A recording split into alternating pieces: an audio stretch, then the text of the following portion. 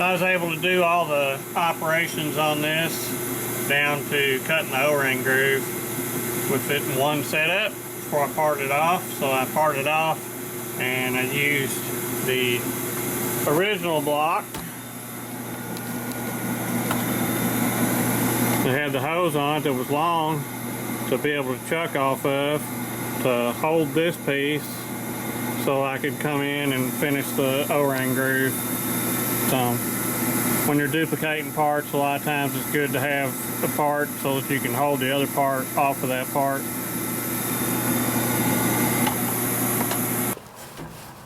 Alright, so my turning piece worked out.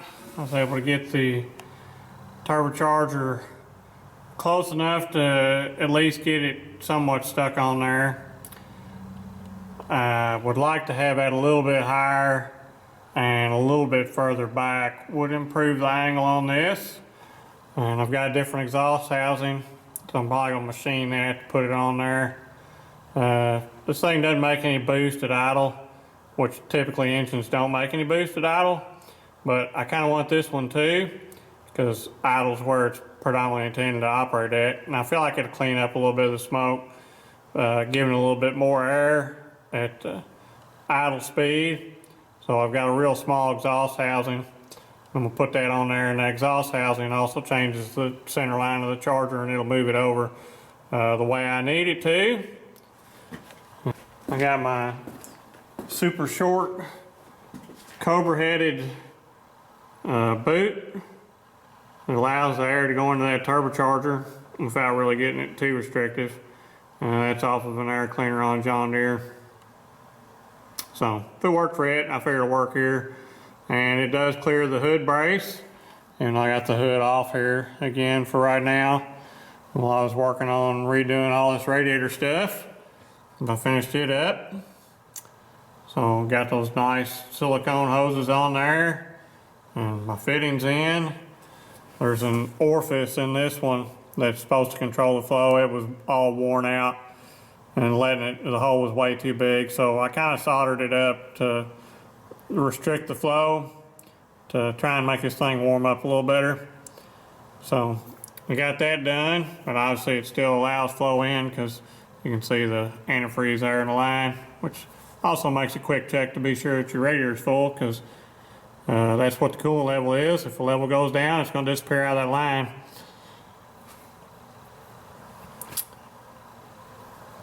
What else we got going on? Let's see, of course, all this has been off and back on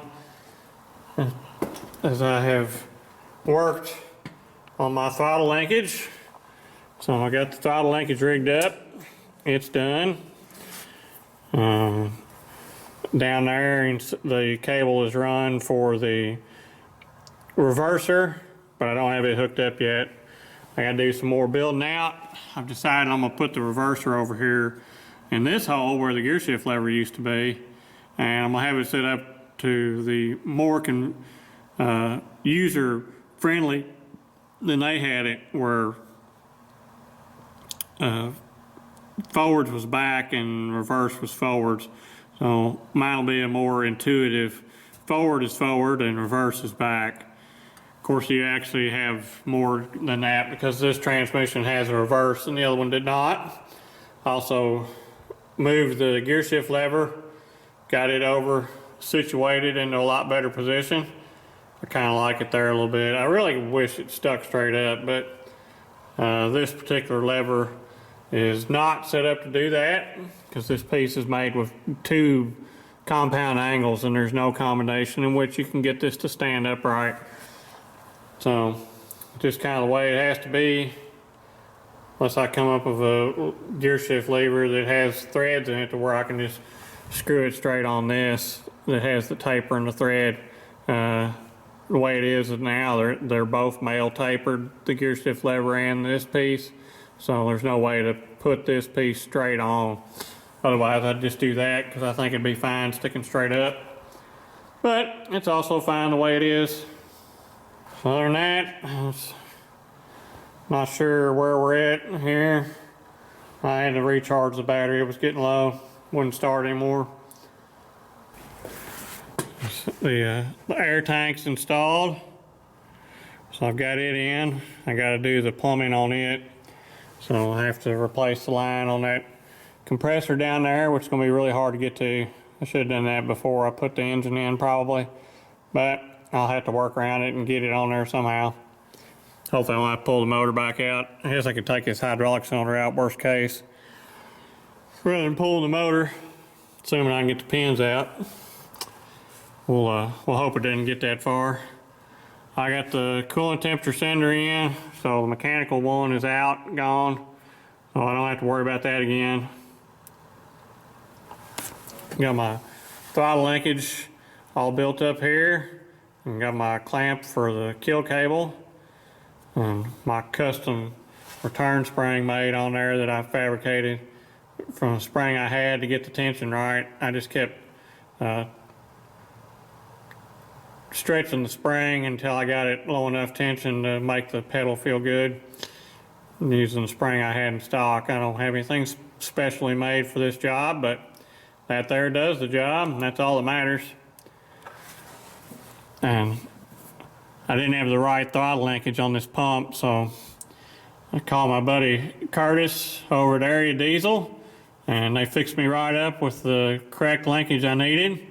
So I've been able to get that hooked up. So I reckon what we ought to do then is to see how all this works now that we have charge air. Make sure it's in neutral. There's no neutral start, so gotta be careful. Don't want to run yourself over. Classic cold start.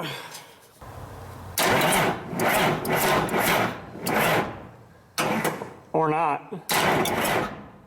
Yeah, that ain't gonna do it. Get my good all mechanical fantastic heavy duty fleet charger hooked on here. We'll do this again. So the battery that's on here is a junk battery, so I don't expect too much out. Let's put on the 12-volt crank assist. Away we go.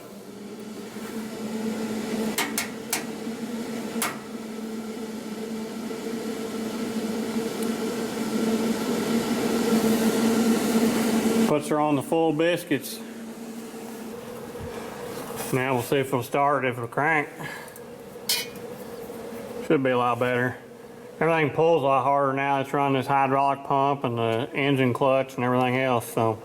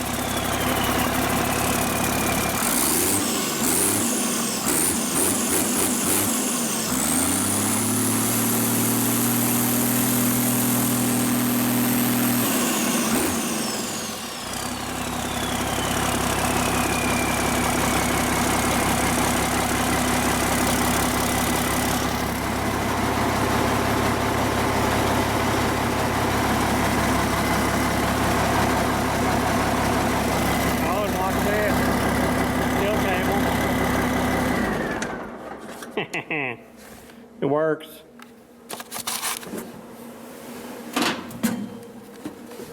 So, plenty of boost. Got the charge rate back. That's a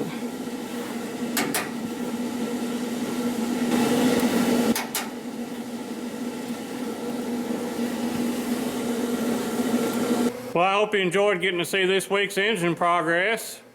It's coming along. You know, like I said, all this fine detail work takes a lot of time. Plus, I got other shop jobs that have to be worked in at the same time.